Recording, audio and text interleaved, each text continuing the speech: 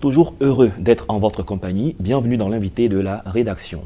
Nous recevons aujourd'hui un artiste peintre ivoirien, diplômé de l'École nationale des beaux-arts d'Abidjan. Il travaille entre Abidjan et Berlin. Il peint des scènes de vie notamment d'Anono, de Boribana et des bidonvilles d'Abidjan. Aujourd'hui, son travail s'oriente de plus en plus vers la mise en scène de personnages masqués inspirés des masques d'An. On parle de peinture avec un artiste peintre professionnel dans cette émission. Au bout, bienvenue. Merci beaucoup.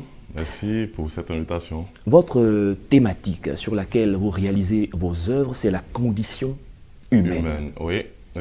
J'ai décidé de travailler sur cette thématique parce que moi-même, j'ai été victime aussi de la crise sociopolitique 2002. Et quand j'ai intégré l'atelier de peinture, je me suis dit, ouais, ça c'est le sujet parfait pour moi, pour pouvoir développer, pour pouvoir aussi oublier mes souvenirs traumatiques. Donc j'ai décidé de travailler sur la condition humaine.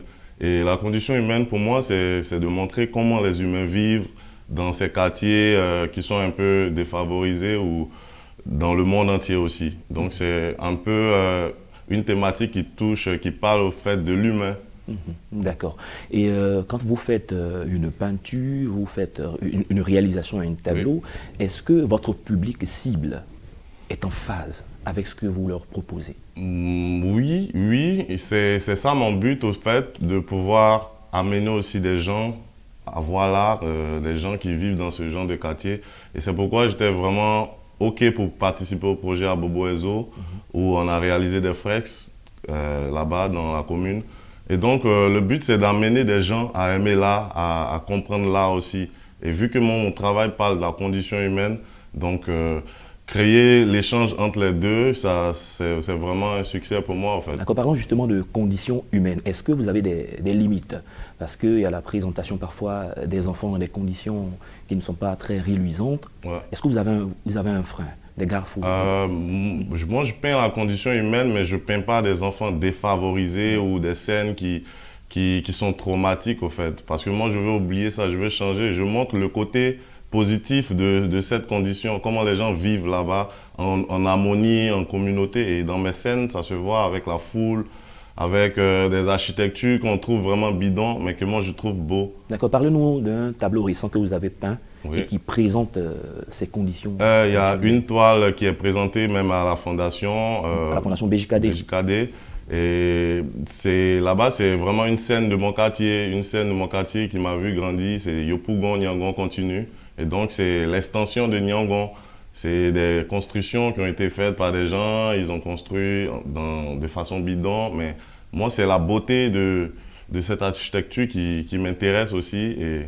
Et je pense que ça plaît aux gens. Les gens comprennent. Même ceux qui ne sont jamais allés dans les bidonvilles, ils acceptent le bidonville dans des expos, ils valident. Et pour moi, c'est une réussite. On va dire que vous relookez les bidonvilles. Les bidonvilles, parfois, sont des endroits où les gens ne veulent pas aller. Mais à travers vos tableaux, vous donnez une autre image. Une autre image. Parce qu'effectivement, il y a des personnes qui vivent dans ces endroits. Ce sont des personnes à respecter, des personnes qu'on peut aussi... Des humains aussi. Et moi, c'est un peu ça que je veux montrer. Et donc, il y a des personnalités dans ce pays qui ne sont jamais allées, qui n'osent même pas aller dans ce genre d'endroit, mais qui ont des bidonvilles chez eux à la maison, qui ont des bidonvilles dans les salons. Donc, c'est de créer ce rapprochement-là et faire accepter aussi aux gens que c'est des humains qui vivent là et ils n'ont pas décidé, ils n'ont pas choisi de vivre là. D'accord. Parlons du tableau sur les bidonvilles. Combien de temps vous mettez à réaliser sur tableau et le choix des couleurs?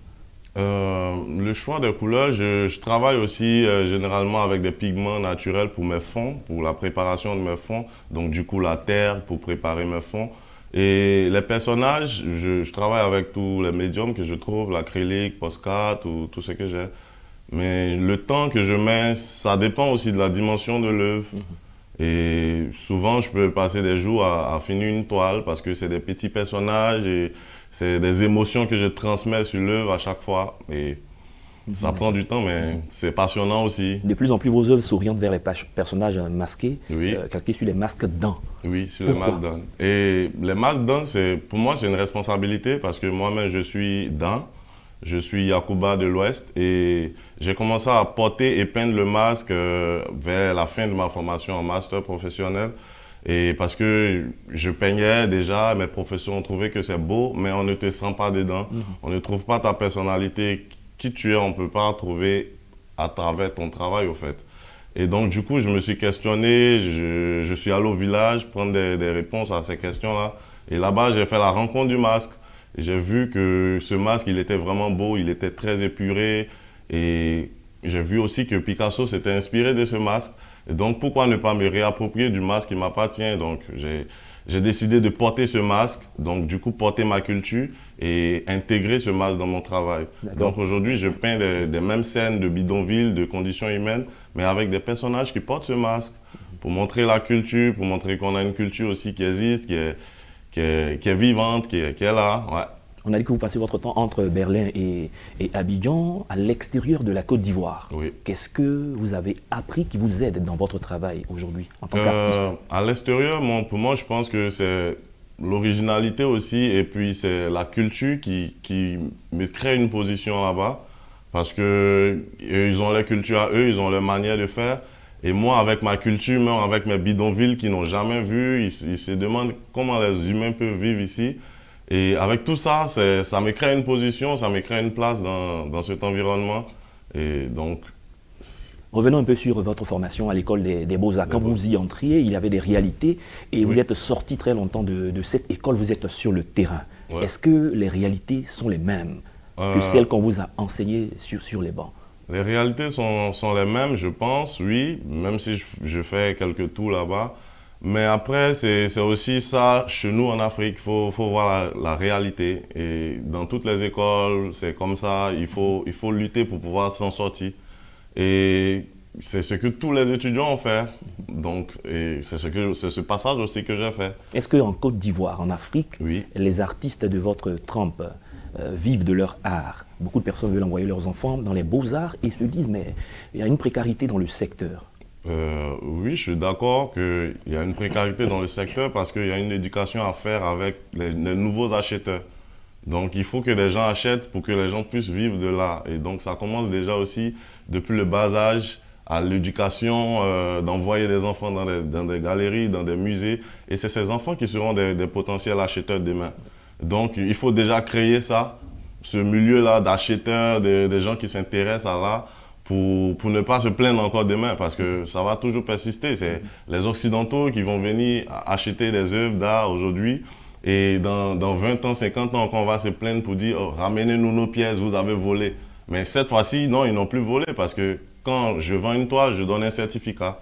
Tu vois, donc il faut créer de nouveaux acheteurs, de nouveaux potentiels acheteurs, et éduquer même des entreprises, proposer dans des directions, des toiles, des artistes. Et ça va créer vraiment un système qui va permettre aux gens, aux artistes de pouvoir vivre de leur art. Est-ce que dans les 10, 15, 20 prochaines années, Obou a des projets dans le domaine de l'art pour son continent, l'Afrique, pour la Côte d'Ivoire? Moi, j'ai beaucoup de projets, et c'est comme je dis, c'est d'amener l'art vers les gens. Donc, il faut déjà amener des personnes à aimer l'art, donc faire des choses dans la rue, faire des choses inhabituelles qu'on n'a pas l'habitude de voir, au fait. Et ça, je pense, ça pourra changer beaucoup de choses dans ce pays, dans le futur aussi.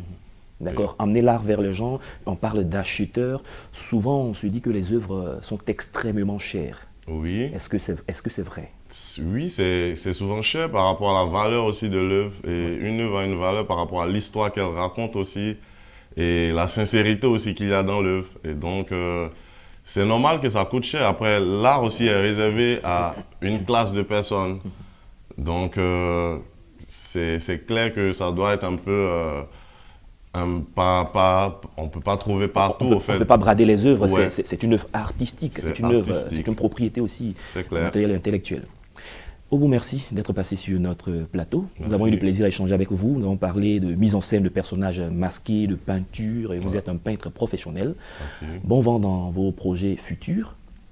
On espère que une galerie ou quelque chose d'assez grand dans vos projets futurs va se faire donc ici en Côte d'Ivoire. Oui, c'est clair. Ça fait partie aussi de mes projets de créer une fondation pour déjà éduquer des gens à l'art. Et c'est des gens que je vais éduquer à faire l'art dans la rue. D'accord, très bien. Tu vois, à partager les connaissances avec la population pour pousser des gens à aimer l'art en fait. D'accord, très bien. Et Ouais. c'est sur ces mots que nous allons finir cette émission. Merci. Merci d'être passé. C'est la fin de cette émission. Merci à tous de l'avoir suivi. Excellente suite de nos programmes.